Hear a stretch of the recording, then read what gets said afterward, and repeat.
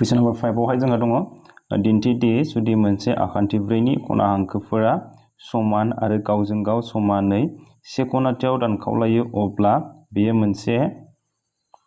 बर्ग दब्लाय। जों मा होनदों जोंनो मा होननानै बुंदों जुदि मोनसे आखान्थि ब्रैनि खना हांखोफोरा समान आरो गावजों गाव समानै से खनाथियाव दानखावलायो अब्ला बेयो मोनसे रम्बास। जों बैखौहाय जोङो मोनसे आखान्थि ब्रैखौ मा होननानै दिन्थिनांगौ जोङो रम्बास होननानै सरि बर्ग दब्लाय होननानै दिन्थिनांगौ जोंना बर्ग दब्लाय होननानै दिन्थिनांगौ जोङो जे बेयो मोनसे आखान्थि ब्रै ना बे ए बी सी डी आखान्थि ब्रैखौ जोङो मा होननानै दिन्थिनांगौ बर्ग दब्लाय होननानै दिन्थिनांगौ आरो बेयावहाय मा होननानै बुंदों खना हांखोफोरा समान खना हांखो माने नैबे ए सी आरो नैबे बी डी ना बी डी बिसोरो मा होनदों समान आरो बेनिफ्राय मा होनबावदों गावजों गाव समानै से खनाथियाव दानखावलायो गावजों गाव मा जाबावो समानै दानखावलायो ना नैबे ए अ जों नैबे अ सी जों समान आरो नैबे अ डी जों नैबे अ बी जों मा जागोन इयो समान जागोन आरो से खनाथियाव दानखावलाय माने बे गासिबो खनाफोरा मा जागोन मोनफ्रोमबो 90 डिग्री ना मोनफ्रोमबो खनाफोरा 90 डिग्रीयावहाय दानखावलायो अब्ला जों बे ए बी सी डी खौ मोनसे बर्ग दब्लाय होननानै दिन्थिनांगौ मावफुंथाय ना जे जोङो हमबाय ए बी सी डी खौ मोनसे आखान्थि ब्रै होनना हमबाय ना हमबाय ए बी सी डी आ मोनसे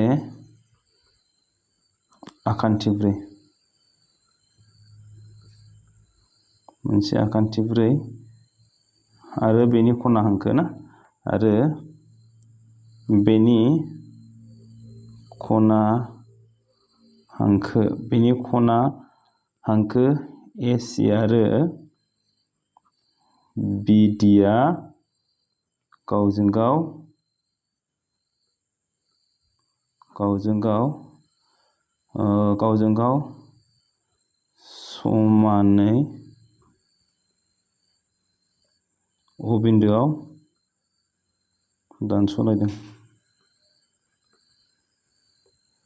दानस'लायदों ना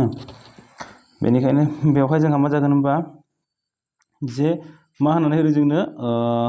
जेनाखि खना हांखोफ्रा समान बेवहाय जोंहा खना हांखोफ्रा मा समान बा होनाय दं मा होनदों खना हांखोफ्रा ए सी आरो बी डी बिसोर मा जागोन समान ए सी नि समान बी डी बेनिफ्राय मा होनना बुंबावदों खना हांखोफ्रा गावजों गाव समानै दानस'लायदों होनबा मा जागोन ए अ बा अ ए ना अ ए नि समान मा जागोन बियो अ सी बेनिफ्राय अ बी नि समान अ डी अ बी नि समान अ डी आरोबाव मा होनना बुंबावदों से खनाथियाव दानस'लायो माने बे मोनफ्रोमबो खनाया मा जागोन जोंनाहाय 90 डिग्री होनबा ए अ बी ना इसोर गासिबो 90 डिग्री होनबा angle A O B equal B O C angle B O C equal C O D angle C O D equal angle A O D गासिबो मा बिसोरो 90 डिग्री दाना जोङो मा होननानै दिन्थिनांगौ जोङो बेखौहाय मोनसे दिन्थिनांगौ दि मोनसे बर्ग दब्लाय होननानै दिन्थिनांगौ जोंना दिन्थिनांगौ दि ए बी सी डी आ मोनसे बर्ग दब्लाय जोंहा बर्ग दब्लाय जानांगौ मा जानांगौ जोंनियाहाय जों बे मोनफ्रोमबो आखान्थिफोरा मा जानांगौ समान जानांगौ A B B C C D आरो ए डी बिसोर आखान्थिफोरा मोनब्रैबो समान जानांगौ आरो बिसोरनि बे angle A angle B angle C आरो एंगल डी ना बिसोर मोनफ्रोमबो समान बा 90 डिग्री जानांगौ बेवहाय ना होमबा फोरमान ना जे बेवहाय जोङो जायखिजाया आखान्थिथाम लानो हायो जोंना मोनसे ए अ बी नङाबा ए अ बी आरो ए अ डी नङाबा सी अ डी बेबायदि लानो हायो जोङो होमबा जों बेवहाय लाबाय आखान्थिथाम ए अ बी आखान्थिथाम ए अ बी आरो आखान्थिथाम सी अ डी आव आरो आखान्थिथाम COD आव जों माबे आखान्थिथामखौ लादों नैबे आखान्थिथाम AOB आरो आखान्थिथाम COD बिसोर मोननै आखान्थिथामखौ लाबाय जोंना बिसोर मोननै आखान्थिथामखौ जोङो मा होननानै दिन्थिनांगौ गोरोबलि होननानै दिन्थिदो जोङो दानिया होमबा जोंनिया बेवहाय AOB आखान्थिथामनि OA आखान्थिया नैबे COD आखान्थिथामनि OC आखान्थिनि समान माने नैबे मोनसेजों मोनसे माने बिसोरो समानै दानस'लायदों बियो ना होमबा बेयाव मा जागोन OA नि समान मा जागोन इयो OB OA नि समान OC ना OC मायो होनाय दं लिरबानो जाबाय ना होनाय दं आरो मा जाबावगोन बेवहाय बे आखान्थिथाम AOB आरो COD नालाय ना होमबा OB नि समान OB नि समान OD एबो मा होनाय दं बेनिफ्राय जोंहा नैबे खनाजों नैबे खनाया मा समान मानो होनबा जे नैबे AC दोंसे हांखो आरो BD दोंसे हांखो बिसोरो मोननैबो हांखोआ मा जादों अबिन्दो दानस'दों अब्ला बे थों उल्था खनाया मा जायो समान एबा जोंनो मा होननानै होखादों जे बेबो खनाथि ना खनाथि खना बेबो 90 डिग्री बेबो 90 डिग्री नैयावहाय समान होननानै होखादों जोंनो ना जे जोङो 90 खनाथि खना होननानैबो लिरनो हायो आरो नङाबा थों उल्था खना होननानैबो लिरनो हागोन जों ना होमबा एंगल AOB माने नैबे O खनाया नैबे O खनाजों समान होमबा एंगल COD थों उल्था खना ना थों उल्था खना नङाबा मा लिरनो हायो जोङो खनाथि खनाबो लिरनो हायो ना थों उल्था खना जाबाय दाना मोनथाम गोरोबबाय बेवहाय मोननै आखान्थि आरो मोनसे खनाया गोरोबबाय ना बेनिखायनो आखान्थिथाम मोननैया मा जागोन जोंनाहाय गोरोबलि जासिगोन therefore triangle AOB गोरोबलि triangle COD माबे गोरोबलायनाय खान्थिनि जादों बेवहाय साइड एंगल साइड गोरोबलायनाय ना आखान्थिथाम मोननैया गोरोबलि जानाय लोगो लोगो मोखांसे बाहागोफ्रा मा जागोन समान बे आखान्थिथामजों बे आखान्थिथाम ना माने गोरोबलि मोनबाय अब्ला नैबे AB जों CD आ मा जासिगोन समान होमबा बेवहाय मा मोनबाय जोङो AB नि समान मा जासिगोन बियो CD माने गोरोबलि आखान्थिथामनि मोखांसे बाहागोफोर CPCT ना बे जाबाय दानिया जोङो आरो मा मोननो हाबावो बेवहाय जोङो मा होनदों बिसोर मोननै आखान्थिथाम ना बिसोर मोननै आखान्थिथामाव बे आखान्थिया नैबे आखान्थिजों गोरोबदों अब्ला नैबे खनाजों नैबे खनाया मा जागोन नैबे खनाया ना बे खनाया मा जागोन समान माने नैबे खनाजों नैबे खनाया मा जागोन समान जागोन होमबा एंगल मा जागोन बेवहाय एंगल OAB नि समान मा जागोन एंगल OCD बे खनाया समान जागोन ना बेयाव मा जागोन angle OAB equal angle OCD एबो मा CPCT गोरोबलि आखान्थिथामनि मोखांसे बाहागोफोर ना माने नैबे खनाजों नैबे खनाया मा जायो समान आरो नैबे खनाजों नैबे खनाया मा जागौमोन समान आरो जों मोननैखौबो लाला मोनसेखौल' लागोन जों ना नाथाय जोङो दायो बेवहाय मा नुबाय जे बे AB आरो बेयो CD बेयो CD ओमफ्राय AC ना AC दानस'ग्रा माने अब्ला बेवहाय मा जाना दङ नैबे खनाजों नैबे खनाया समान होमबा बिसोर मोननै खनाया उल्था मोखां इसिं खनाया समान जायोब्ला जोंना नैबे दोंनै हांखो AB आरो CD आ मा जायो लिक जागोन ना होमबा AB आ मानि लिक जासिगोन DC नि लिक जागोन बेवहाय ना जे बेनिखायनो मा जागोन बेनिखायनो AB आ मानि लिक होनदों DC जे मानो उल्था मोखां इसिं खनाफोरा समान ना उल्था मोखां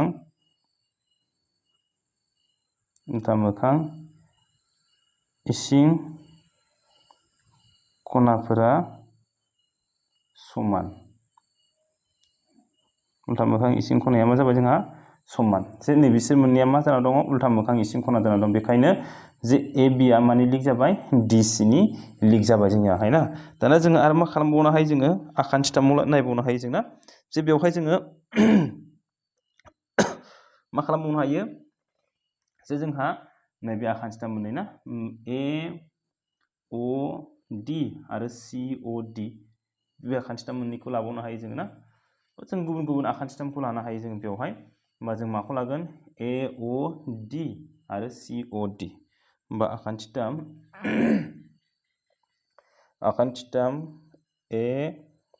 AOD आरो आखान्थिथाम COD आव बेसोर मोननैयाव जोंहा दानिया मा माया गोरोबगोन नायबावदो ना जे जोङो आं सावगारिखौहाय नैयावहाय आखिफिननोसै जाहाथे बांद्रायावहाय थांफिनबाय थानो हाना गोजौआवहाय जे बेबायदिमोन जोंनियाहाय ABCD O ना होमबा बेजों समान बेजों समान आरो बिसोरो 90 डिग्री ना होमबा जोंनिया बेवहाय माखौ लादों जों माबे आखान्थिथामखौ AOD आरो COD होमबा बेवहाय नाय OA जों OC जों समान होमबा मा जागोन OA नि समान OC होनाय दं लिरबानो जाबाय ना होनाय दं बेनिफ्राय मा जाना दं जोंनियाहाय नैबेथ' 90 डिग्री एबो मा जाना दं 90 डिग्री होमबा angle AOD equal angle COD माने नैबे खनायाबो 90 डिग्री ना COD खनाथि ना खनाथि खना दानिया मा जाना दं OD आ मोननैबो आखान्थिथामनि आखान्थि आगोसार बेयो ना बेखायनो होमबा OD इक्वल OD माने आगोसार जाबाय बेनिखायनो आखान्थिथाम AOD गोरोबलियो आखान्थिथाम COD माजों साइड एंगल साइड गोरोबलायनाय ना साइड एंगल साइड गोरोबलायनाय खान्थि अब्ला मा जाबाय जिहेतु बिसोर मोननै आखान्थिथामाहाय मा जाना दङ समान जाबाय माने एखे जाबाय गोरोबलि जाबाय अब्ला AD जों CD आ मा जागोन समान मानो होनबा गोरोबलि आखान्थिथामनि मोखांसे बाहागोफोर बिसोरो ना होमबा AD इक्वल मा जागोन CD CP CD होमबा बेखिनिखौ मोनबाय जोङो जे जोंहा मा खालामनांगौ दंमोन AB BC CD आरो AD बिसोर मोनफ्रोमबो आखान्थिखौ जों मा होननानै दिन्थिनांगौमोन जोङो समान होननानै दिन्थिनांगौ होमबा जोङो नैबे सिगांथारावहाय मा मोनबाय जोङो नैयावहाय ना नै AB आहाय मानि समान CD नि समान AB आ CD नि समान मोनबाय जोङो ना से नाम्बार समान्थायावहाय आरो नै नाम्बार समान्थायाव मोनबाय AD आहाय CD नि समान AB आहाय मानि समान जाबाय CD नि समान दानिया जोङो मा मोनदोंमोन AB आ मानि लिग जादोंमोन जोंना DC नि लिग AB आ DC नि लिग आरो AB जों बे DC जोंनो समान जे बिसोर मोननैया लिग आरो बे उल्था आखान्थि ना AB जों CD जों उल्था आखान्थि मोननैया बेवहाय मा जाना दं लिगबो जाना दं आरो मा जानानै दङ बेयो मा होनो बेखौ समान जाना दं होमबा बेयो ABCD आ मोनसे मा जागोन बेवहाय लिग दब्लाय जागोन माने जे मा होनदों उल्था आखान्थिया बेवहाय माने बेजों उल्था आखान्थिया लिगबो आरो समानबो अब्ला मा जायो बेवहाय बेबायदि लिगबो आरो समानबो जायोब्ला जोंनिया मा जागोन बे ABCD आ मोनसे मा जागोन लिग दब्लाय जानाय लोगो लोगो मा जागोन जोंना होमबा AB आ CD नि समान आरो AD आ मानि समान जागोन BC नि समान होमबा जोङो बेवहाय मा लिरनो हायो जे AB आहाय DC नि लिग आरो बे गावजों गाव समान ना बेनिखायनो मा जागोन बेवहाय बेयाव ABCD आ मोनसे लिग दब्लाय मानोना AB लिग DC आरो AB इक्वल मा जाना दं CD AB आ CD जों लिगबो आरो समानबो ना अब्ला बेयो ABCD आ मोनसे लिग दब्लाय जानाय लोगो लोगो माबा मोनसिगोन जोङो बेवहाय आरोबाव मा मोनगोन जोङो अब्ला मा मोनसिगोन जोंहाय AD आ मानि समान जासिगोन BC नि AD इक्वल मा जाबाय बियो BC AD आ मानि समान BC नि समान आरो जों मा मोनबावदों बेवहाय AD खौनो जोंनियावहाय मा मोनदों नैयावहाय ना इयो AD खौनो माजों समान मोनबावदों CD जों मोनबावदों जोङो ना होमबा बेवहाय नायदो जों मा मोनखो फार्स्टआवहाय ना नैबे 1 नाम्बार समानथायाव मा मोनदों AB आ CD नि समान AB आ CD नि समान आरो CD आ मानि समान AD नि समान आरो AD खौ मानि समान मोनखो जों दासो नै BC नि समान मोनबाय जोंना बेवहाय मानि समान मोनबाय BC नि समान होमबा मोनथामबो समान जाबाय होमबा बेखौ जोङो मा लानो हायो सरि नैबे 2 नाम्बार समानथाय दे आरो बेखौ जोङो 3 नाम्बार देयरफर से नाम्बार समानथाय 2 नाम्बार समानथाय आरो 3 नाम्बार समानथायनिफ्राय जों मा मोननो हागोन जे AB equal BC equal CD equal AD होमबा जोंहा मोनफ्रोमबो आखान्थिखौ जों समान मोनबाय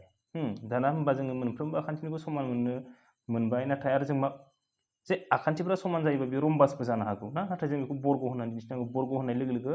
मोनफ्रोमबो खनाया मा जानांगौ जोंनाहाय 90 डिग्री जानांगौ ना जे मोनफ्रोमबो खनाखौ जों दाना मा होना फोरमान खालामनांसिगोन 90 डिग्री होननानै जों दानिया दिन्थिनांसिगोन जोङो ना होमबाथ' जों बेखौहाय दिन्थिबाय ना आखान्थिफोरखौ समान होननानै दिन्थिबाय दाना जोङो मोनसे खनाखौ मा होननानै दिन्थिनांसिगोन 90 डिग्री होननानै दिन्थिनांसिगोन जोङो ना बेखिनियाहाय ना जोंनियाहाय दानिया होमबा जोङो आखान्थिथाम मा लानोसै जोङो ADC आखान्थिथाम ADC आरो आखान्थिथाम BCD आवहाय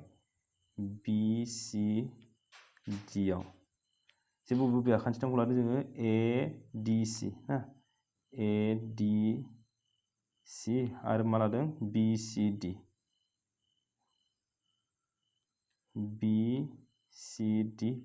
जाहैबाय ADC बेवहायथ' जोंहा मा जाना दंखायो AD जों BC खौ जों समान होननानै मोनखाबाय ना दाना बेवहाय नाय इयो DC इबो DC ना मोननैबो बेयो मा DC आ नैबे आखान्थिथामनिबो मा जाना दं आखान्थि जाना दं आरो नैबे आखान्थिथामनिबो आखान्थि जाना दं होमबा DC आ गोसार ना बेनिफ्राय जोंनो मा होननानै होखादोंमोन जे खना हांखोआ मा होनना बुंदों जोंनो खना हांखोफ्रा समान ना खना हांखोफोरा मा होनदों समान होननानै होनाय दंखायो सिगांथारावनो जोंनो मा होननानै होदों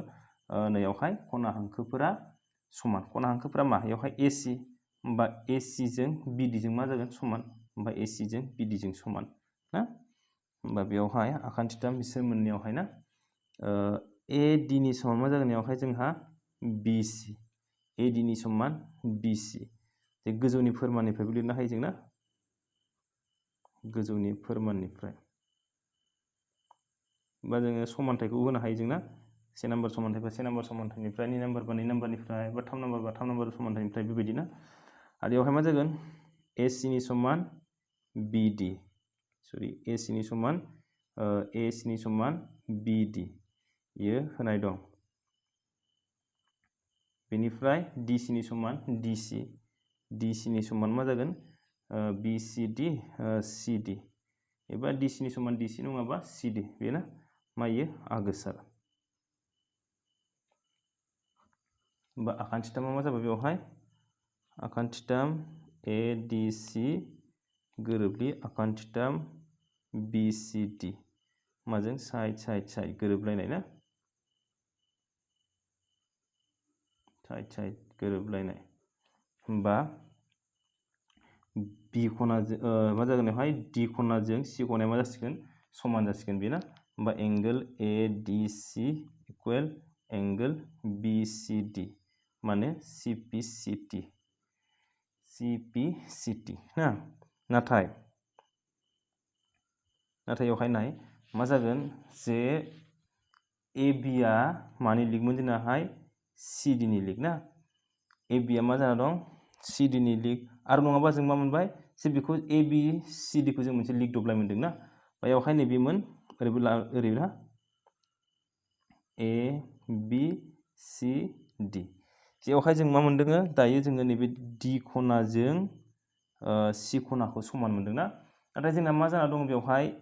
जे ABCD आथ' मोनसे लिग दब्लाय होमबा AD जों मा जाबाय BC जों लिग आरो बेवहाय CD आ दानस'ग्रा बा दानस'ग्रानि एखे फारसेथिंनो थानायनि बे खनाफोरनि दाजाबगासेया मा जायो जोंनियाहाय